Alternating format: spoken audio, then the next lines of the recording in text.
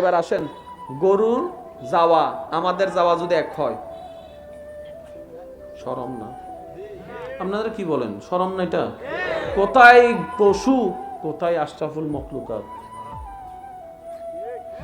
ফেরেশতার কোনো গুনাহ নাই, সত্য, কিন্তু আল্লাহ আপনাকে কেমন সম্মানিত করেছেন দেখেন। দুই কাঁধে দুই ফেরেশতা দিয়ে আল্লাহ আপনার ডিউটি করাচ্ছে। মর্যাদা যদি বুঝে থাকেন একবার মন থেকে বলেন সুবহানাল্লাহ। যাদের গুনাহ নাই তাদের মতো সৃষ্টি দিয়ে আমাদের মতো গুনাহগারের আল্লাহ ডিউটি করাচ্ছেন।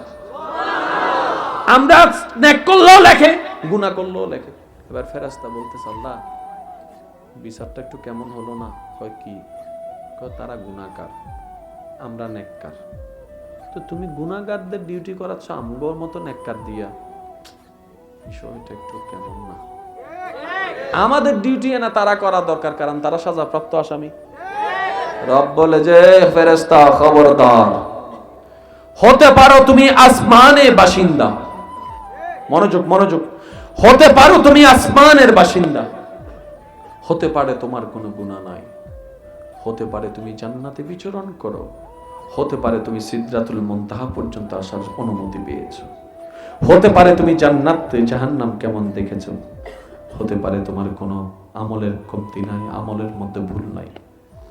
তুমি দেখছো আমার বান্দাদের অনেক ভুল, তারপরও কেন আমি শ্রেষ্ঠত্ব দান করেছি? কারণ এগুলা হচ্ছে আমার সে বান্দা যাদেরকে আমি আশরাফুল মখলুকাতের আসন দান করে দিয়েছি। সমস্ত সৃষ্টিকে আমি রব সৃষ্টি করেছি একভাবে, এদেরকে সৃষ্টি করেছি আরেকভাবে। মনোযোগ।